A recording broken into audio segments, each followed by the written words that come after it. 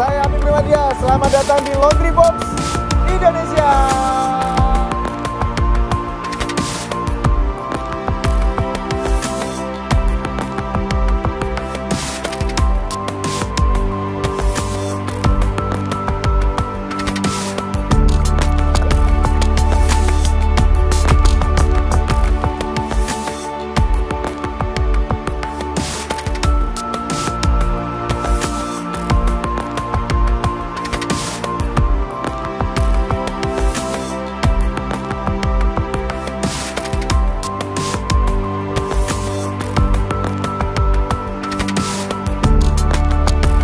Hai Laundryverse Indonesia, jumpa lagi dengan saya Apik Primadia. Oke teman-teman, kita masih di Kota Batam. Kalau di Kota Batam, ini yang paling spesial. Dan ini memang yang kita tunggu-tunggu teman-teman. Bisa dibilang ini rajanya laundry dari Kota Batam, Kepulauan Riau. Beliau dulu punya laundry yang namanya Extra Kilo. Tahun 2000 berapa saya lupa lah, nanti bisa ngobrol-ngobrol dengan beliau. Nah, kebetulan lagi di Batam ya, kita langsung ke sini. Ngobrol langsung dengan rajanya laundry. Siapa dia? Ada di samping kita. Silakan perkenalkan diri, Mas Kris. Oke, baik, terima kasih Mas Apik dan teman-teman semua yang lagi nonton video YouTube-nya Mas Apik pada hari ini. Dan tentu saya ucapkan selamat datang Mas Apik di Kota Batam. Dan di Batam ada dua yang terkenal Mas Apik. Yang pertama seafoodnya, kedua sayanya Pak. Ya, asik.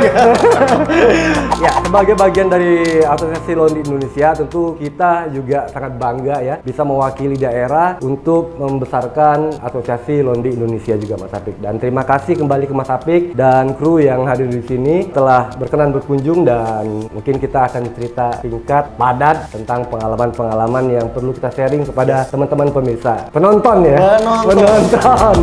Oke. Terima kasih. Inilah Mas Kris Gajah Hera. Beliau pemilik berbagai macam bisnis. Tadi sudah perkenalan dan kita sudah disambut dengan baik. Kemarin pada waktu landing di Batam langsung kita kemana ya? Jalan-jalan ya kemarin ya? Kita sempat jalan-jalan ke Harbour Bay. Ya, ikonnya Kota Batam. Siap, ikonnya Kota Batam.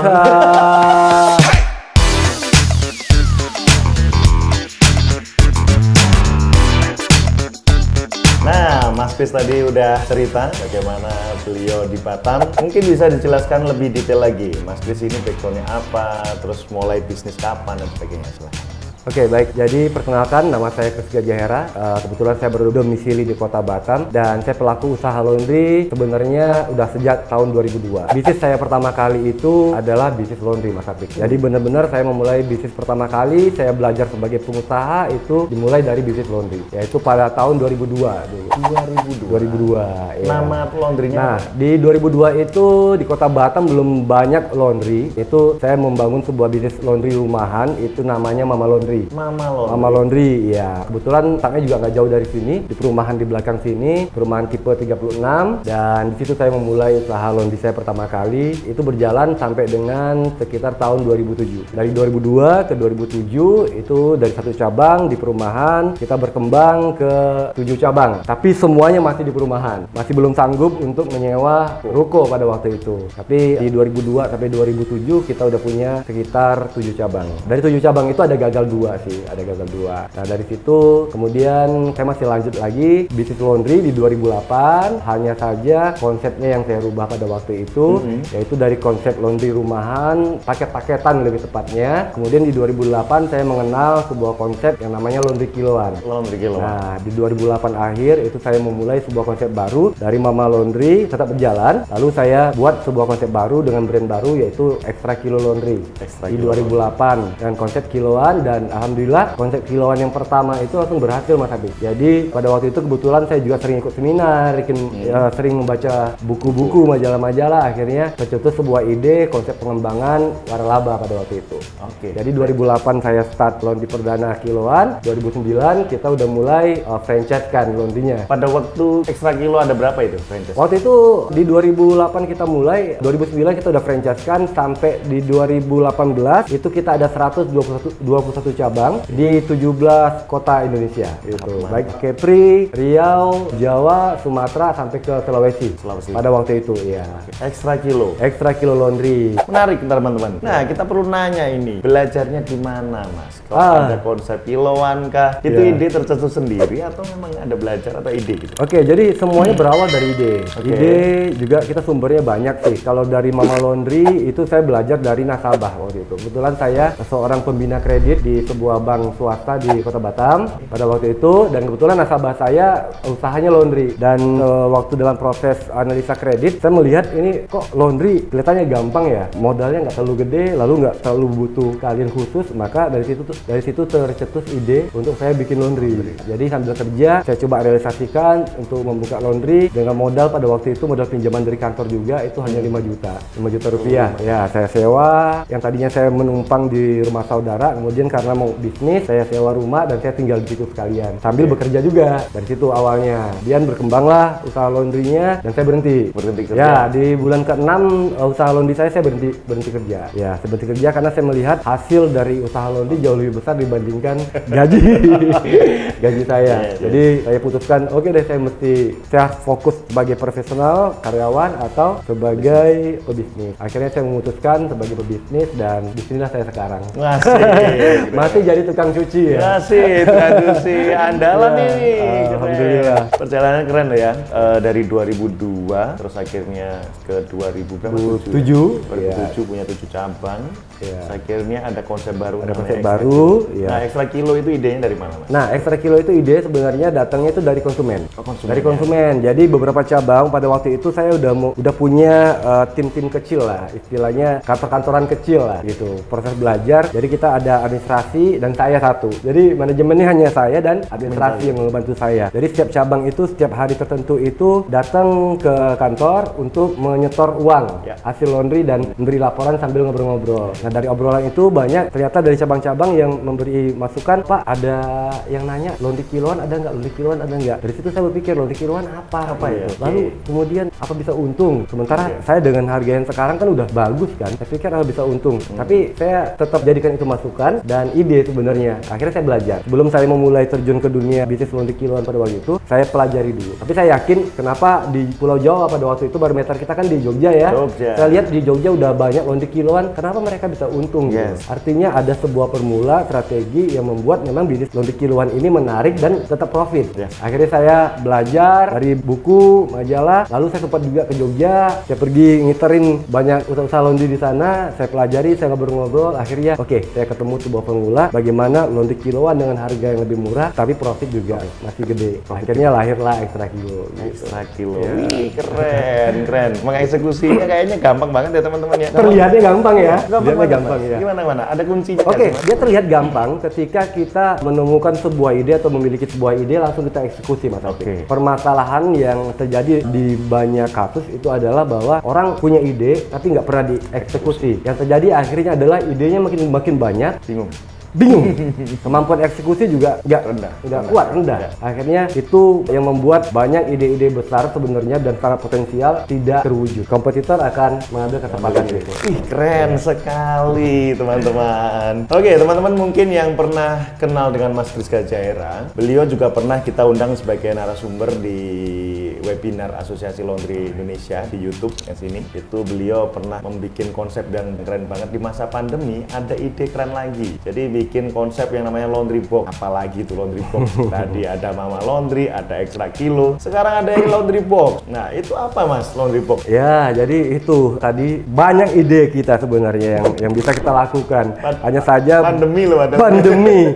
Jadi pada waktu itu setelah ekstra kilo, saya ada melakukan beberapa bisnis yang lain. Baik yang masih turunan di bisnis laundry ataupun di luar bisnis laundry sendiri. Pada tahun 2020 ya, bulan Maret kita benar-benar kan di awal pandemi. Nah, di situ saya benar-benar ngerasakan seperti teman-teman yang lain rasakan, pasti pada waktu itu kita semua benar-benar nggak bisa ngapa-ngapain. Benar-benar nggak bisa ngapa-ngapain karena marketnya nggak ada. Marketnya semua udah tiarap. Kita pebisnis nggak bisa ngelakuin apa-apa. Akhirnya pada waktu itu saya berpikir apa yang harus saya lakukan. Bisnis saya yang lain benar-benar udah terdampak pandemi. Akhirnya diam, saya berpikir nggak mungkin di masa PPKM kita lockdown saya nggak berkegiatan. Terus saya berpikir waktu itu saya harus ngapain gitu. Apa yang bisa saya lakukan?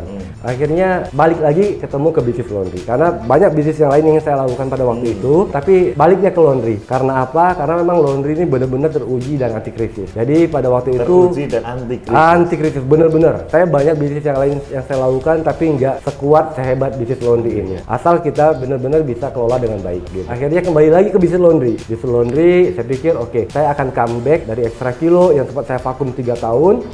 Sempat vakum 3 tahun karena saya udah mulai merasa bosan di bisnis laundry. Karena begitu-gitu aja Mas Abik. Bayangkan 121 cabang selama lebih kurang 9 tahun, hampir 10 tahun, saya masih ngurusin laundry. Itu bosan banget dan saya nggak mau ngurusin laundry lagi pada waktu itu. Nah akhirnya saya berpikir, oh kalau saya mesti harus menjadi tukang cuci lagi, saya mesti comebacknya dalam konsep yang lebih baik. Kalau enggak, secara kemampuan saya sebagai pengusaha dan label saya sebagai Raja Laundry Batam itu akan tercoreng, yang mencoreng diri saya sendiri. Jadi saya berpikir, oke, konsep seperti apa yang harus saya perbarui agar ketika saya comeback ke bisnis laundry itu ngebum gitu loh. Ada yang sesuatu yang berbeda. Akhirnya saya pikir, oke deh, saya ingin membuat bisnis laundry yang berkonsepkan butik sebenarnya. Jadi kalau di hotel itu ada macam-macam bisnis hotel kan, jenis hotel, ada yang hotel city hotel, ada yang resort, ada bla bla bla bla. Dan saya paling suka dengan konsep bisnis hotel butik. Nah dari situ saya kepikir, oke, kenapa nggak laundry butik? Nah lalu bagaimana menerjemahkannya? Akhirnya saya panggil desainer interior, saya panggil teman-teman yang masih bekerja sama saya untuk diskusi. Akhirnya ketemulah sebuah desain, sebuah konsep bisnis dan sebuah konsep pengembangan juga, yaitu konsep investasi sebenarnya. Nah ini kekuatannya di sini, laundry box. Akhirnya jadilah laundry box dan itu memang benar-benar dalam 1 minggu pertama itu kita hanya kedatangan customer itu 3 orang. Asli 3 orang karena pandemi lagi puncak-puncaknya. Itu Maret 2020 itu gila-gilaan bener. Dan berani buka laundry box. Sebenarnya nggak berani sih ya.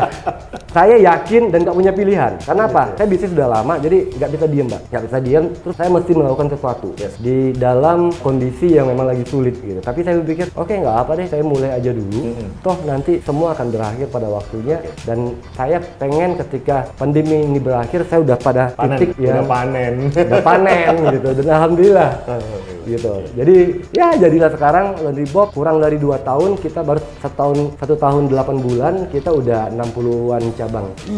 Ya, 60-an cabang dengan 4 anak perusahaan. 4 anak perusahaan di berbagai ibu kota provinsi, di Kepri dan di Riau. Oh, di Kepri dan di Riau. Ya, sementara ini masih di Kepri. Keren sekali teman-teman. Nah, beliau tadi udah nyampein ya teman-teman. Jadi segala sesuatu jangan cuma ide aja, segera eksekusi. Yang penting mulai ya Mas. Mulai aja dulu ya. Mulai aja dulu karena biasanya teman-teman ya, termasuk saya dulu juga takut-takut mau eksekusi ini, pertimbangannya banyak. Ternyata orang lain yang duluan.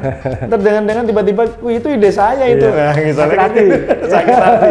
Itu kan ide saya. Terus tadi yang menarik adalah bahwa beliau sudah tidak mau fokus lagi terhadap franchise-nya Extra Kilo ya, Mas? Iya. Berarti udah nggak konsep kayak gitu udah lagi? Enggak. Jadi untuk yang, karena saya udah berjalan dalam konsep franchise itu sekitar 10 tahun.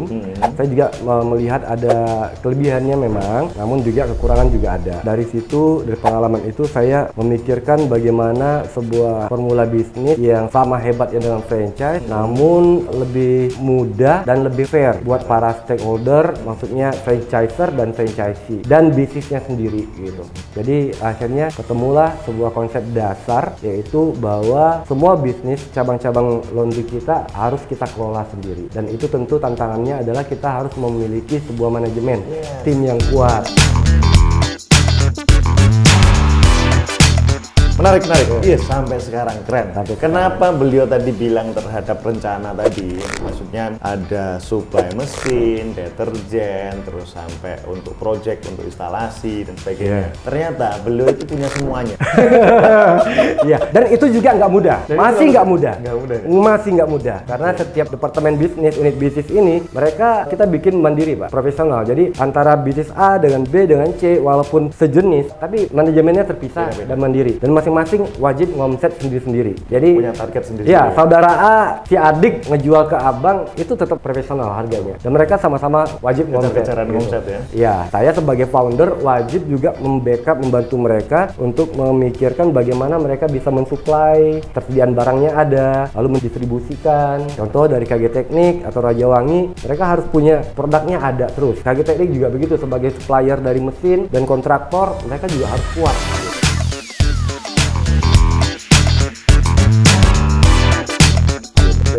yang harus saya pikirkan secara menyeluruh, nggak hanya di laundry kotaknya aja, laundry box aja. Ini menarik. Tapi seru, bener seru. Menarik. Sebelum berbicara jauh, silakan dijelaskan dulu deh. Itu KG Teknik. Oh gitu ya. Banyak banget ini. Sebutkan dulu deh, silakan. Terus sampai bingung, bisnis apa aja saya. Ya, jadi teman-teman, saya kebetulan bisnis laundry itu udah cukup lama. Nah, dari situ saya berjalan bisnis laundry, saya memang berkembang secara kapasitas diri dan bisnisnya. Dimana saya dulu sempat tergoda dari pengusaha laundry ingin usaha-usaha yang lain. Tapi alhamdulillah saya nggak kejeblos seperti itu, Mas Apik. Sebagai pengusaha kita memang ingin, oke deh, aku ingin usaha yang lain lagi sebagai sumber income baru tambahan. Nah, buat teman-teman yang punya bisnis laundry, kalau mau ingin berkembang di luar bisnis laundry, jangan ke satu bidang yang baru benar-benar kita nggak tahu. Lebih baik cari turunannya, Mas Apik. Turunannya. Jadi turunan bisnis laundry apa? Pada waktu itu saya ingat Extra Kilo Laundry itu udah sekian cabang. Tetapi sabunnya, parfumnya, dan kebutuhan plastik dan sebagainya, saya lihat ini semua mitra-mitra ngambilnya tuh nggak karu-karuan kemana-mana. Ada yang ngambil ke warung A, warung B, warung C gitu kan. Akhirnya nggak standar ya? Nggak standar. Saya pikir, loh ini juga peluang loh. Akhirnya saya mulai belajar membuka bisnis baru, yaitu toko perlengkapan laundry. Ya, dari sebuah toko kecil, saya punya ide, oke, butuh sabun, saya bikin sendiri sabunnya. Parfum, karena itu yang paling banyak pemakaiannya, saya belajar bikin sendiri gitu. Akhirnya lahirlah brand baru, bisnis baru, namanya Raja Wangi. Ya, ini dia produknya. Jadi kebutuhan laundry, chemicalnya itu ada di Raja Wangi Group. Ya, dan itu dimulai dari Batam, dan sekarang kita udah ada kantor cabang wilayah juga di Pekanbaru. Agen reseller kita tersebar di seluruh Riau, Sumatera, dari Aceh sampai ke Bangka juga kita ada. Belum sampai Indonesia ya, Mas, Raja Wangi? Belum sampai Indonesia, baru setengahnya, sepertiga Indonesia deh. Itu aja nggak habis. Itu aja, alhamdulillah nggak habis. Iya, jadi memang potensinya gede sekali, tapi jangan pernah selingkuh dari bisnis yang pokok kita lakuin, karena itu paling aman buat kita. Jadi bisnis turunan ya? Bisnis turunannya aja. Keren. Jadi tadi disampaikan bahwa beliau punya Raja Wangi untuk chemicalnya. Iya. Beliau juga punya KG Teknik. Teknik. Semuanya serba KG. Chris Gajayana. Punya beliau semua. KG Teknik itu untuk jualan mesin ya? Iya, KG Teknik. Impor ya, Mas? Iya, KG Teknik itu lebih kepada importir mesin-mesin laundry, mesin-mesin bekas Singapura. Ini nih, rajanya ini. Iya. Teman-teman kalau importernya ini. Kalau mau nyari mesin second, ya dryer apa Elba. Iya, Elba, Electrolux, Media, Beko yang dari Singapura kita yang second ya. Ini. Ternyata ini orangnya. Ini kayaknya rame nih habis ini. Nanti kontaknya ke sini aja, teman. Kontaknya ke sini. Langsung ke beliau nanti kontaknya. Iya. Ini tadi tentang impor mesin pun, berarti kan yang dari Singapura ini kan masih listrik ya, Mas? Iya, masih listrik. Dan dikonversi dari gas. Iya, dari listrik. Kemudian di sini kalau untuk penjualan sendiri, pemakaian sendiri kita konversi lagi. Karena kita juga belajar teknik konversi mesin dryer. Tapi untuk kebutuhan agen-agen kita itu kita kirim dalam bentuk masih listrik. Jadi konversi di tempat Mas. Bener, iya. Gitu. Siap. Menarik. Raja Wangi, untuk chemicalnya, KG Teknik sudah. Terus kenapa ini ada pizza, ada Dallas, ada apa lagi nih gitu ya? Terus apa Kroffel ya? Kroffel, ya. Terus ini baru mau buka nih. Ini masih hangat. Ada pizzanya teman-teman. Buka nih. Belum dibuka malah dipajang kan? Wih, luar biasa kan? Pizza & Co. Pizza & Co. Ini spesial nih. Jadi tadi beliau juga sempat menyampaikan bahwa dengan banyaknya cabang franchise, akhirnya beliau membuat chemical. Tapi ya teman-teman, saya perlu ngingetin lagi beberapa kali bahwa kadang teman-teman itu udah tahu cara bikin deterjen, udah tahu cara bikin pewangi, baru punya satu laundry, sudah bikin sendiri. Akhirnya nggak fokus dengan laundrynya, akhirnya fokus dengan ngaduk deterjennya. Kadang itu membuat teman-teman nggak fokus lagi. Kecuali kalau beliau karena memang tadi kebutuhannya gede, maka beliau membuat itu. Pada waktu beliau masih 10 cabang, kayaknya kurang dari 10 cabang, beliau masih coba dari tempat lain ya? Belum ya? Belum. Kapan layaknya bikin kayak gini sendiri? Oke, jadi ini juga mungkin masukan buat teman-teman yang ingin melakukan bisnis di luar bisnis utamanya, mungkin bisnis laundry. Saya ketika memulai pertama kali ide untuk mensuplai kebutuhan laundry sendiri, itu saya juga nggak mentah-mentah atau langsung memproduksi sendiri, enggak. Ya. Karena apa? Karena kita mesti berhitung dulu. Berhitung karena untuk memproduksi sebuah produk itu tentu dibutuhkan banyak persiapan, terutama persediaan barang. Dalam hal ini bahan baku. Nah, bahan baku itu uangnya juga nggak dikit. Artinya dead stock. Itu kan dead stock ya. Ada modal yang mati di situ terpendam. Nah, jadi cara terbaik adalah kita harus membangun marketnya dulu. Jadi saya sendiri udah ada marketnya dulu, udah ada pembelinya dulu. Siapa pembeli saya? Yaitu jumlah cabang-cabang laundry yang saya kuasai gitu. Kemudian dari situ kita juga berhitung potensi market dari luar. Target sales kita dengan jumlah tertentu itu tercapai, baru kita pertimbangkan untuk memproduksi. Dan itu tentu pasti akan lebih murah lagi nilai produknya dan kita bisa mendapatkan keuntungan yang jauh lebih besar gitu. Jadi bisnis chemical laundry itu sangat menggoda, marketnya besar, profitnya juga gede, tetapi nggak boleh terburu-buru. Nggak boleh buru. Selama kita belum bisa memproduksi, kita bisa menjadi agen atau reseller dari produk yang lain. Dan kita berfokus kepada penjualan dulu. Setelah penjualannya makin baik, nggak ada salahnya kita untuk mulai membangun brand sendiri, memproduksi produk sendiri. Nah, menarik. Gitu. Keren teman-teman. Nah, itu tadi ada saran yang menarik, nasihat yang menarik bagi teman-teman yang memang kemarin fokusnya sempat terpecah dan sebagainya. Semuanya perlu dihitung teman-teman. Jadi nggak asal-asalan karena tadi pada waktu kita belanja banyak, kita belum punya pasar. Meskipun kita mau coba untuk sendiri, ternyata kan mungkin kebutuhannya juga nggak banyak. Nggak banyak. Tapi kalau beliau kan memang ada berapa ratus cabang untuk franchise tadi, akhirnya kan jelas mau didistribusikan kemana. Di titik yang lain adalah yang kedua, kadang kalau belanja cuma sedikit kan pasti lebih mahal ya Mas, daripada belanja bahan baku yang langsung gede gitu dan sebagainya. Dan banyak uang yang mendem kan, pendam. Nah, sekarang kita akan berbicara tentang ini kenapa kok dari laundry tiba-tiba ada makanan. Ada makanan. Nah, boleh diceritakan Mas, ini untuk yang Dallas ini prosesnya seperti apa kok tiba-tiba ada fried chicken dan sebagainya. Jadi sebenarnya saya dari awal juga bukan seorang pebisnis. Kalaupun memulai berbisnis itu saya dimulai dari bisnis laundry. Seperti teman-teman mungkin juga pasti ada yang seperti itu. Dan kita memang mungkin tercipta dan terlahir sebagai pebisnis laundry. Dulu ada satu orang yang majikan saya waktu itu, dia pernah ngomong sama saya sumpahin kamu seumur hidup jadi tukang cuci. Begitu? Bener. Kenapa? Dulu saya supir, itu majikan saya waktu saya jadi supir, dia nggak tahu. Ini majikan saya ini, saya tahu dia punya kayak penglihatan gitu ya, penglihatan. Tapi dia kalau ngomong nyablak aja gitu. Jadi dia pada satu hari dia ngomong, aku sumpahin kamu seumur hidup jadi tukang laundry. Dan memang iya, alhamdulillah. Alhamdulillah. Sampai hari ini saya masih orang laundry ternyata. Balik laundry. Tapi saya bersyukurnya begini, kita boleh saja disumpahin orang dalam sebuah profesi tertentu. Tapi kita mesti memposisikan diri kita menjadi ahli di bidangnya, besar di bidangnya. Itu yang akan memutarbalikkan sebuah sumpah yang konotasinya buruk itu jadi baik gitu kan. Gak apa-apa dong seumur hidup jadi tukang laundry, tukang cuci, tapi luar biasa. Luar biasa ya kan. Kameramen ngakak-ngakak. Iya. Pingsan dia. Dia juga pengen tuh. Pengen ya? Amin. Ketika saya mulai dari kondisi nol, itu saya nggak diberi kelebihan apa-apa. Saya nggak punya networking, saya nggak punya keluarga yang support, yang pengusaha, yang berbakat pengusaha juga nggak ada. Kondisi saya benar-benar kondisi yang ya kayak kita teman-teman semua lah yang mulai bisnis laundry, kondisinya nol, benar-benar nol. Saya sangat bersyukur akan kondisi itu. Karena apa? Karena dengan begitu kita lebih memecut diri kita untuk belajar banyak. Nah, ini satu persoalan bahwa banyak orang yang dalam kondisinya mungkin kurang beruntung, tetapi yang membuat kondisi yang parah itu adalah dia nggak belajar. Dia nggak belajar. Kita ini nggak belajar untuk mengangkat kondisi kita ke tempat yang lebih baik. Itu bukan tanggung jawab lingkungan, orang lain atau orang tua, enggak. Tapi itu benar-benar tanggung jawab kita secara personal, pribadi. Dari laundry, kemudian saya belajar terus. Di masa pandemi kemarin, saya yang nggak tahu bisnis kuliner sama sekali, nggak tahu. Saya nggak ngerti kuliner, masak saya nggak tahu. Makan juga nggak banyak, tapi sering. Kayak Siko. Gitu ya. Akhirnya saya tertarik pas di pandemi kemarin juga, saya ngelihat loh kuliner nih kayaknya bagus.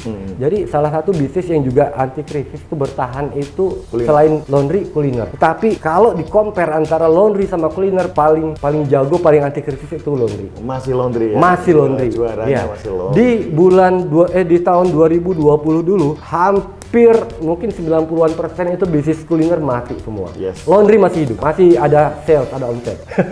itu yang terjadi. Nah, karena saya melihat kuliner juga punya market bagus, potensinya bagus, profitnya juga bagus. Saya mulai belajar masuk ke kuliner. Tapi jangan dipikir saya masuk main tubruk aja gitu, enggak. Saya juga masuk sebenarnya kalau dilihat dari ini Dallas Chicken & Co. Ini sebenarnya nggak dibutuhkan keahlian khusus, enggak. Oke.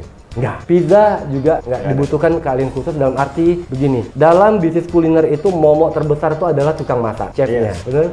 Tapi untuk bisnis yang fast food seperti ini itu nggak dibutuhkan. Nggak perlu chef. Kalau chefnya macem-macem, kita bisa dengan mudah. Oke, ganti nggak apa? Karena nggak dibutuhkan keahlian yang. Berarti resep ya? Resepnya aja, cukup kita pegang resep dan itu bisa kita duplikasikan ke chef-chef yang baru. Nah, itu alasan kenapa saya masuk ke kuliner, karena saya melihat daya tahannya juga tinggi, kebutuhannya gede. Lalu kenapa fast food? Itu karena agar mudah diduplikasikan. Duplikasi ya? Ya, karena memang dari dulu sampai sekarang semua bisnis saya itu dan kelebihan saya itu dalam hal pengembangan.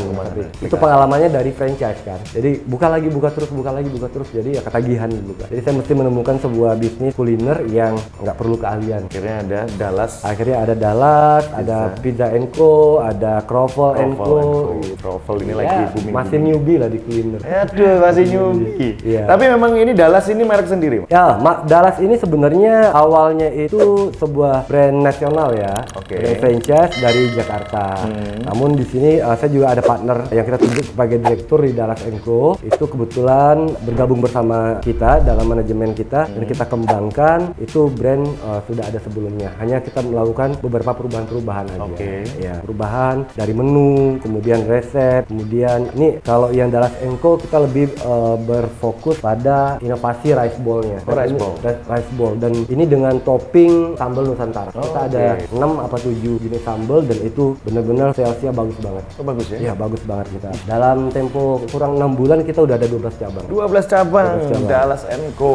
Keren sekali. Ada juga Kroffel itu dalam 3 bulan ini kita develop itu ada 4 cabang. 4 cabang. Ya, tapi Kroffel lebih di mall-mall. Mall-mall ya? Ya, kalau di Dallas kita combine antara di mall dan di ruko-ruko juga. Nah, yang terakhir nih pizza. Ini yang paling baru, belum buka-buka. Masih dalam proses renovasi, tapi udah ya 85% lah. 85% belum buka-buka, tapi akan segera buka 3 cabang. Langsung 3? Langsung 3 cabang. Tadi kita udah mampir ke sana. Udah, tinggal kita cobain. Kita tadi udah jalan-jalan teman-teman. Kita keliling-keliling tadi ke Dallas, terus ke Laundry Box, terus kaki teknik. Kantornya beliau ada berapa lantai? 3 lantai ya ini? 3 lantai. 3 lantai. Ada Laundry Box Academy ya, ada ruang training khusus karena memang di Laundry Box itu kita lebih pada membangun sumber daya manusia. SDM ya? SDM-nya. Ya. Oke, nah tadi kan belum menjelaskan nih Mas, terkait detail pada waktu investasi di Laundry Box dan sebagainya. Konsepnya gimana sih investasinya? Oh iya, jadi sebenarnya Laundry Box itu kalau saya katakan sih Laundry Box itu bukan bisnis laundry, tapi lebih kepada 3 hal. Yang paling penting itu 3 hal pokok ya, 3 hal utama dari Laundry Box itu sendiri. Jadi Laundry Box itu sebenarnya manajemen produksi, manajemen manusia, dan manajemen investasi. Teman-teman dari 3 poin tadi sebenarnya udah bisa mencari gambaran besarnya apa sih Laundry Box itu sebenarnya. Karena saya benar-benar berprinsip pada 3 hal ini. Jadi fokus kita kepada ini aja. Jadi sebelum Laundry Box kita kembangkan itu memang fokus saya itu bukan ke bisnis laundry-nya, bukan ke omsetnya, enggak. Tapi saya kepada membangun sistem manajemennya. Jadi di awal-awal itu ketika baru 1 cabang, organisasi kita udah gede, Mas. Udah gede. Ya mungkin waktu itu 5 orang lah, kan manajemen 5 orang ngurusin 1 cabang kan gede ya. Gede. Waktu itu. Tapi karena ini sifatnya dia masif dan besar. Kita akan berkembang secara masif dan tempo yang cepat-cepatnya, maka kita memang mesti melakukan persiapan. Dan dalam hal ini persiapan kita yang paling utama itu adalah SDM di jajaran manajemen. Dan alhamdulillah berhasil ya. Dan sekarang kita dari kemarin itu cuma hanya 3 orang, naik ke 5 orang, naik sampai sekarang itu nggak tahu ada 18 orang. 18 orang Di manajemen Laundry Box itu ada 18 orang. Yang di Batam ya, tingkat terpusat 18 orang. Belum termasuk anak perusahaan, manajemennya. Jadi memang fokusnya, kalau teman-teman bilang bisa untung nggak sih? Atau mesti ya manajemen laundry segede? Ya mesti, kalau kita mau gede. Dan nggak hanya sekadar gede, tapi mau cepat gede gitu. Karena memang konsep Laundry Box itu tadi, di dalamnya ada, yang saya katakan tadi, yang ketiga yaitu manajemen investasi. Karena di Laundry Box itu kita mengembangkannya dengan pola-pola investasi. Pola-pola investasi yang tentunya juga udah kita kita lakukan banyak riset, terus kemudian kita cover dengan dari sisi hukum ya, dari sisi investasi sendiri, dan yang paling penting adalah dari sistem keuangan ya. Jadi namanya investasi itu sangat erat kaitannya dengan sistem keuangan. Kalau sistem keuangan administrasinya tidak baik, maka investasi pasti akan tidak bisa dipertanggungjawabkan dan gagal. Nah, investasi yang gagal itu pasti akan berbalik kepada si pemberi program investasi. Ini bahaya gitu sebenarnya. Jadi kenapa Laundry Box itu dimulai dari manajemen, karena manajemen inilah yang akan menjadi penanggung jawab untuk mensukseskan investasi dari para mitra-mitra kita gitu. Dan alhamdulillah sampai sekarang kita investor kita, mitra kita juga cukup banyak, dan Laundry Box sendiri juga bertumbuhnya bersama investor mitra-mitra kita ini. Dan alhamdulillah sejauh ini hampir dikatakan tidak ada masalah dari sisi investasinya, dan itu saya sangat puas dan merasa berhasil. Dan konsep ini memang luar biasa. Konsepnya luar biasa. Boleh dijelaskan dong konsepnya seperti apa? Mas Apik mulai dengarnya. Iya. Lebih dalam lagi. Tapi nggak apa, katanya ini buat teman-teman yang di grup asli. Hanya saja memang perlu saya sampaikan bahwa ini kita hanya bercerita, sharing-sharing aja, jangan langsung diambil mentah-mentah, langsung eksekusi jangan. Karena kebetulan saya sendiri juga banyak belajar tentang keuangan. Kenapa saya belajar tentang keuangan? Karena memang dalam perjalanan bisnis kita selaku pebisnis paling banyak gagalnya bukan karena bisnisnya, tapi karena pengelolaan keuangannya. Ngaku aja. UKM ya? Ya, UKM pasti gagalnya itu. Bukan dari bisnis laundry-nya yang nggak bagus, tapi dari pengelolaan keuangannya. Bagaimana mungkin kita akan bisa mengelola uang yang besar kalau yang dari yang kecil aja kita tidak bisa kelola? Bagaimana kita akan bisa berkembang menjadi sebuah bisnis laundry yang besar kalau dari laundry yang kecil saja kita nggak bisa kelola uangnya? Kuncinya di situ. Dari situ saya belajar, memang saya belajar tentang investasi, keuangan dan yang sebagainya. Dan karena saya punya bisnis praktis, saya terapkan di bisnis praktis. Menarik. Sangat menarik sebenarnya. Sangat menarik. Sangat menarik. Nah, ini kalau yang pengen nonton ini, pengen berinvestasi gimana nih? Iya, bisa main-main aja. Si Mas Apik bisa main-main ke Batam, biar lebih asik ngobrolnya. Atau Mas Apik mungkin silahkan bikin kelas. Saya bikin ini di Jakarta ini nanti. Bikin Jakarta kelasnya. Kita bisa bikin workshop, karena ini memang nggak bisa saya jabarkan secara mendetail, karena memang konsepnya ini perlu sebuah modul dan pendampingan. Tapi ini konsep ini luar biasa ininya. Tapi banyak rahasia yang nggak disampaikan. Bukan rahasia, harus atau ngobrol langsung. Kalau teman-teman pengen kita undang beliau ke Jakarta, undang kita undang. Menarik karena saya berapa hari ini itu keracunan itu. Keracunan. Coba belum cari cair nih, belum dicairkan. Kayaknya terngiang-ngiang gitu loh. Konsepnya memang menarik banget. Jadi, dan ini win-win solution bagi orang yang pengen investasi. Ya, ini memang menarik banget karena di itu tadi Mas Kris pun juga menyampaikan ini bukan investasi yang menjanjikan udah pasti untung, pasti rame dan sebagainya. Tidak pernah ya. Tidak. Masuk polsek ya katanya. Langsung kita. Kalau ada staf atau manajemen dari Laundry Kotak Indonesia yang menjanjikan keuntungan dengan jumlah tertentu atau dalam sekian bulan balik modal, itu kami bersama tim akan membawa yang bersangkutan langsung ke polsek. Ke polsek. Ya, dititipkan dulu. Ditatar gitu ya. Jadi teman-teman hati-hati. Yang namanya konsep investasi, kalau ada yang menawarkan sebuah konsep investasi usaha dan itu udah ada nilai-nilai tertentunya yang mereka janjikan atau mereka buat, itu waspadai. Karena ini bisnis. Kecuali mungkin kalau kita bicara dalam konteks money game, itu lain, beda ya. Jadi konsepnya investasi adalah tadi hati-hati, bagi untung, bagi rugi. Bagi untung, bagi rugi. Benar ya? Benar. Seperti itu ya. Bagi untung, bagi rugi, dan kita akan benar-benar membuka kinerja dari cabang. Kalau cabang A itu kinerjanya bagus, ya hasilnya akan bagus. Kalau cabang B nggak bagus, ya nggak bagus. Jadi kita benar-benar fair, dan ini investasi ke bisnis praktis, bukan investasi ke bisnis yang dibuat-buat gitu, enggak. Jadi hati-hati. Hati-hati teman-teman. Yang kemarin mungkin Anda pernah dengar ya. Saya tahu nih. Pasti pada banyak ngangguk-ngangguk nih, bisa nebak nih. Ada yang habis ikut kelasnya siapa, terus akhirnya diajak untuk ikut investasi, dijanjikan pasti dapat untung sekian, dijanjikan dapat pelanggan pasti sekian. Nah ini hati-hati, itu memang harus hati teman-teman. Jadi kita pun kemarin sebagai asosiasi laundry sempat menegur beliau juga terkait investasi yang segala sesuatu itu kayak overpromise ya, overpromise dan overclaim. Jadi mesinnya katanya bisa mengerjakan mengeringkan 30 menit, teman 8 kilo dalam 30 menit dan sebagainya misalnya nih. Nah itu kemarin kita sempat tegur, sempat kita kasih tahu. Ternyata bener kan ada beberapa hal yang memang ujung-ujungnya negatif, banyak korban lah, ini seperti itu. Ini emang spesial teman-teman, jadi ini eksklusif. Beliau dengan kesibukannya masih bersedia untuk sharing, bahkan buka-bukaan ini tentang konsep bisnisnya. Belum terlalu buka-bukaan sih. Ya belum ya. Di workshop kali ya. Gak dikit lah. Harus workshop ya. Oke, workshop kita. Iya.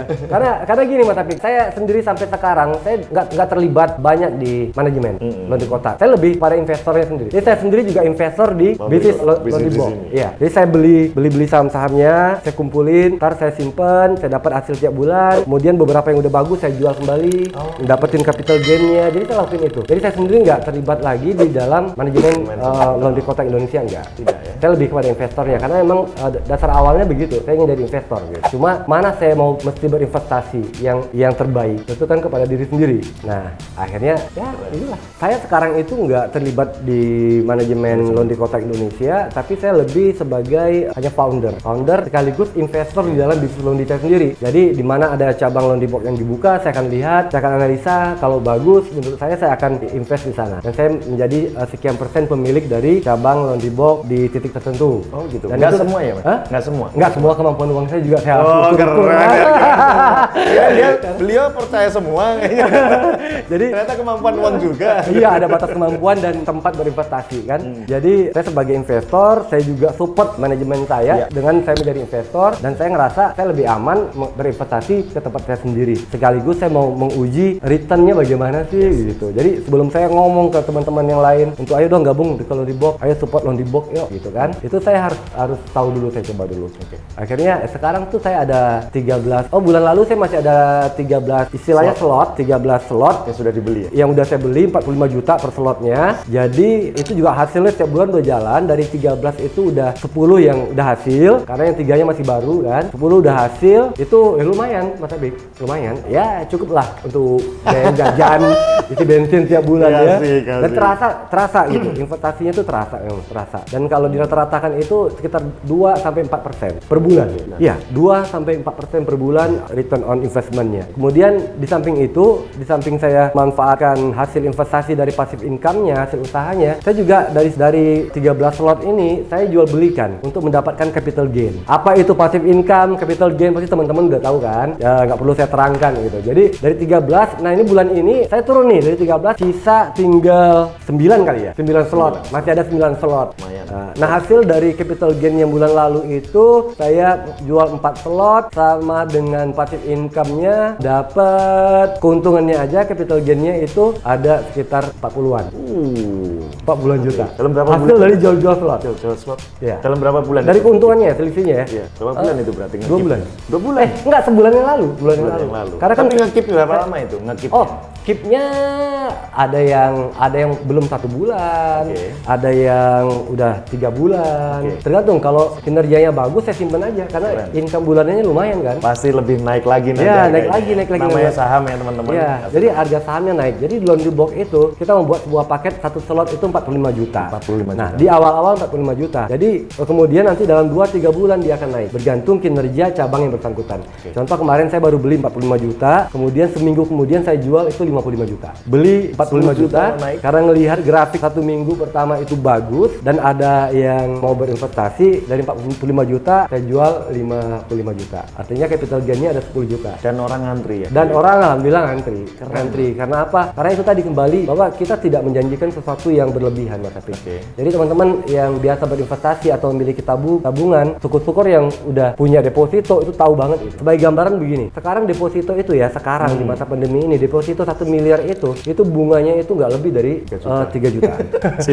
Nggak lebih dari 3 jutaan. Dengan 1 miliar kalau dipecah menjadi slot aja itu 45 jutaan jadi berapa? 45 juta itu jadi berapa puluh slot. Bayangkan, jadi kita mengcompare-nya begini. Dengan 45 juta, kalau 1 bulan dapat 1 juta aja, itu udah gede banget. Udah gede banget. Itu lebih kurang 2,5%-an. Yes. Ya kan? Benar. Kalau kita taruh di instrumen perbankan dalam bentuk bunga 2,5%. Ya. Sementara deposito aja satu tahun cuma sekian 7%-nya berapa? Ya. Nggak sampai 3% sekarang, 3%, iya. di bawah 4%. Iya kan? Kecil. Pandemi makin parah. Oke. Kan Tapi bayangkan- tetap ada risiko ya teman-teman. Tetap ada risiko ya, tetap ada risiko. Namun kita pastikan bahwa risikonya semua terminimalisir. Nah, ini bisa minimalisirnya bagaimana? Jadi Yes. Mas Afi gini. Jadi di laundry box kalau dikatakan apakah semua cabang laundry box untung? Enggak, rugi juga enggak. Hanya saja yang saya bilang enggak untung itu untungnya kecil.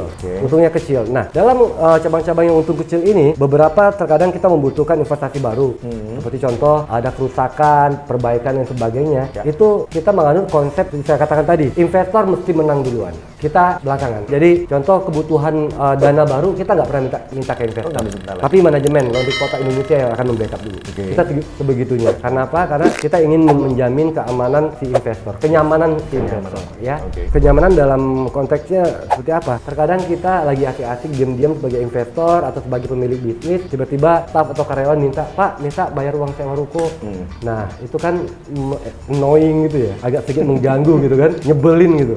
Nah, ini kita pastikan nggak melakukan itu ke investor kita enggak. Semua cadangan sewa ruko udah manajemen yang menganggarkan, semua kerugian kerusakan udah manajemen yang menganggarkan begitu. Jadi kita cover benar-benar yang pertama investor nyaman, yang kedua investor aman. Amannya apa? Lebih serem lagi nih. Jadi visi dari konsep laundry box ini, investasi di laundry box, pada akhirnya di ujung nanti kita akan melakukan buyback saham, slot. Contoh, Mas Afik, di kota tertentu kita akan membuka katakan 40 cabang laundry box. Nah, dari titik 1 cabang sampai dengan ke 40 itu kita disupport oleh investor. Nah, ketika sampai di 40 itu target kita udah habis, maka kita akan kembali fokusnya kepada investor-investor yang merasa mungkin tempat cabangnya kurang beruntung atau kurang menguntungkan, maka kita akan beli kembali. Itu ada jaminan beli kembali. Buyback ya. Buyback ya. Jadi loh, Seberani itu ya. seberani itu. Itu nggak berani sebenarnya Mas Apik. Itu sebenarnya udah ada hitung-hitungannya. Udah ada hitung-hitungannya. Jadi saya bocorin nih. Bukan saya bocorin juga, saya kasih tahu aja. Ini sederhana soalnya. Jadi gini, bayangkan kalau 40 cabang, Mas Apik udah support kita 40 cabang ini ya. 40 cabang, bahkan kita tambah modal ini, dapat 50%-nya dari 1 cabang. Jadi di ujung, bayangkan perputaran uang di ujung udah berapa? Kalau Mas Apik cuma punya 10 slot, itu 450 juta, dengan cash flow, dengan uangan yang 40 cabang, kira-kira udah bisa bayar ya? Udah bisa bayar. Jadi perusahaan akan bayar. Iya. Nah, siapa yang bertanggung jawab dalam sebuah konsep besar ini? Yaitu Laundry Kotak Indonesia.